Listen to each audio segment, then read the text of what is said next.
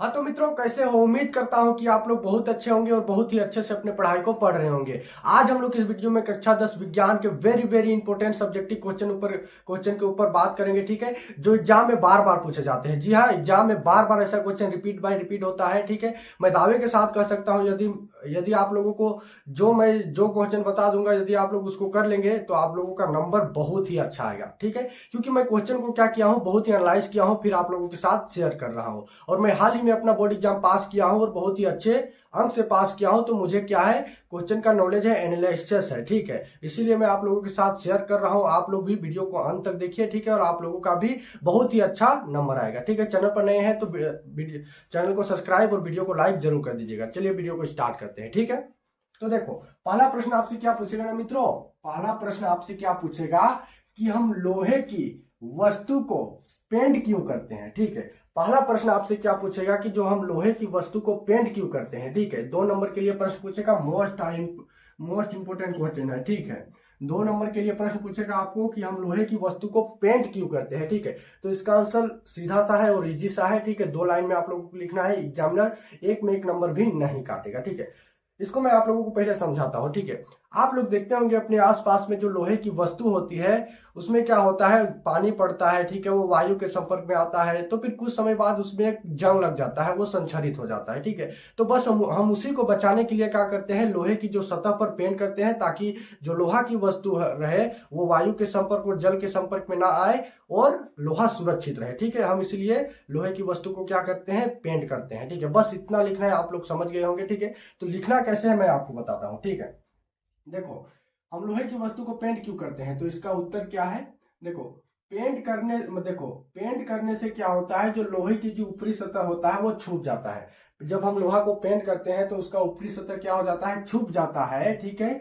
जिससे लोहा जल और जल और हवा के संपर्क में नहीं आता है। जब हम लोहा को पेंट करते हैं तो उसका ऊपरी सतह क्या होता है, छुप जाता है, और जिससे लोहा जो है वो जल और हवा के संपर्क में नहीं आता है, ठीक है।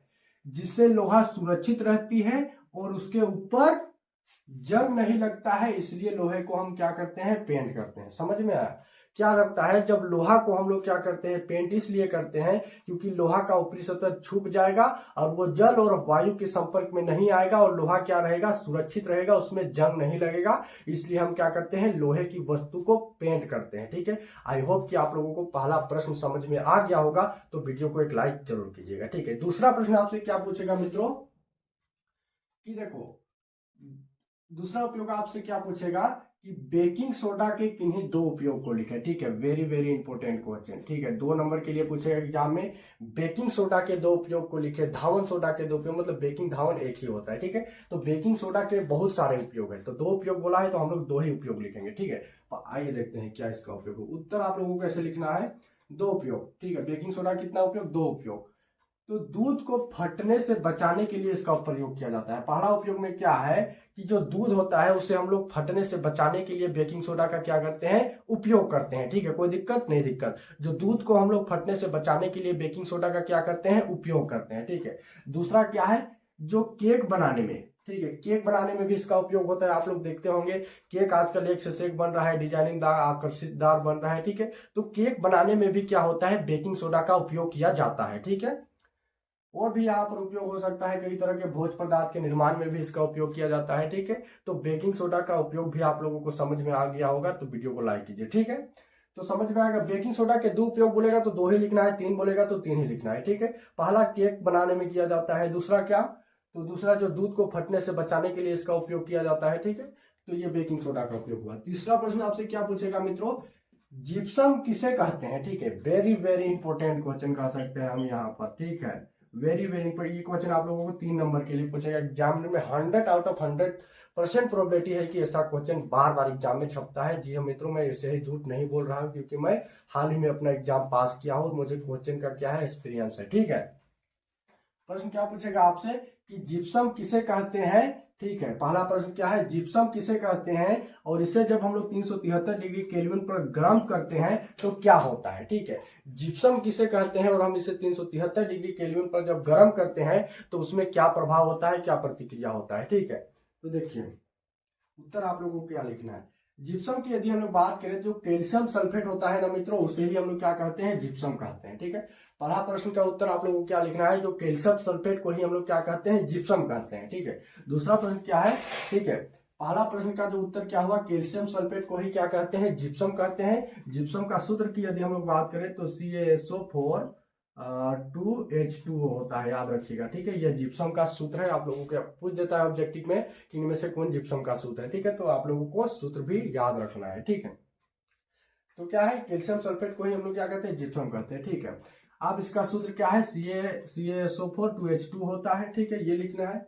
और दूसरा प्रश्न क्या पूछा है हमसे कि जब इसे 373 डिग्री केल्विन पर गर्म करेंगे तो क्या होगा। ठीक है, तो देखो, जब हम लोग 373 डिग्री केल्विन पर क्या करेंगे, जिप्सम को गर्म करेंगे, कितना, 373 डिग्री केल्विन पर जब जिप्सम को हम लोग गर्म करेंगे तो यह कैल्शियम सल्फेट के 3/2 अणुओं को त्याग कर प्लास्टर ऑफ पेरिस बना देगा। समझ में आया क्या किया, जब जिप्सम को हम लोग 373 डिग्री केल्विन पर गर्म करेंगे तो वो कैल्शियम सल्फेट की 3/2 अणुओं को त्याग देगा और प्लास्टर ऑफ पेरिस का निर्माण कर देगा। ठीक है, आइए इसका एक समीकरण होता है, समीकरण के माध्यम से मैं आपको समझाता हूँ। ठीक है, प्रश्न क्या पूछा है हमसे कि 373 डिग्री केल्विन पर गर्म करने पर जिप्सम को मतलब क्या होता है। ठीक है, तो सबसे पहले यहाँ पर जिप्सम का सूत्र लिखिए, तो क्या होता है, CaSO4 2H2O। ठीक है, ये क्या है, ये जिप्सम है। ठीक है, ये क्या है, जिप्सम है। ठीक है, क्या क्या करेंगे, हम इसको गर्म करेंगे। ठीक है, 373 डिग्री केल्विन पर क्या करेंगे, हम इसको गर्म करेंगे। ठीक है, गर्म करेंगे अर्थात इसे उष्मा देंगे। ठीक है, उष्मा देंगे। ठीक है, ये क्या है, जिप्सम है, इसे हम लोग 373 डिग्री केल्विन पर क्या करेंगे, गर्म करेंगे अर्थात उष्मा देंगे। तो ये क्या करेगा, इधर ना ये आपस में रिएक्शन करेगा, फिर इधर क्या बनाएगा, CaSO4 1/2H2O, यानी कि प्लास्टर ऑफ पेरिस बनाएगा। ठीक है, प्लास्टर ऑफ पेरिस बनाएगा, प्लास्टर ऑफ पेरिस बनाएगा। ठीक है, प्लास्टर ऑफ पेरिस का निर्माण कर देगा। और ये कैल्शियम सल्फेट का कितना, ये कैल्शियम सल्फेट का जो 3/2 अणुओं को त्याग देगा और हाइड्रोजन गैस क्या करेगा, मुक्त करेगा। ठीक है, तो ये है इसका समीकरण, भी आप लोगों को लिख देना है, जिससे एग्जामिनर और भी आपका पेपर से इंप्रेस होगा और नंबर एकदम भर भर के देगा। ठीक है, तो ये था आज, यहाँ पर समझ में आ गया ना, ये क्या है, जिप्सम है। ठीक है, जिप्सम को हम लोग क्या किए, 373 डिग्री पर सेल्सियस पर गर्म किया। ठीक है, केल्विन पर, फिर ये क्या बना दिया, प्लास्टर ऑफ पेरिस बना दिया, और जो कैल्शियम सल्फेट के 3/2 अणुओं को त्याग कर ये हाइड्रोजन गैस मुक्त कर दिया। ठीक है, तो ये था मित्रों आज 3 वेरी वेरी इंपॉर्टेंट क्वेश्चन। ठीक है, ये पार्ट 1 वीडियो था, पार्ट 2 भी आएगा जिसमें वेरी वेरी इंपॉर्टेंट क्वेश्चन आएगा। ठीक है, इसके लिए आपको वीडियो को मतलब लाइक कर देना है और चैनल को एक बार सब्सक्राइब कर दीजिए। ठीक है, ताकि और इसी तरह से वीडियो आए तो सबसे पहले नोटिफिकेशन आपके पास पहुंचे और आप लोग बहुत ही अच्छे से पढ़े और बहुत ही अच्छे अंक से पास हुए। ठीक है, और अपने माता पिता का नाम रोशन करें। दोस्तों धन्यवाद।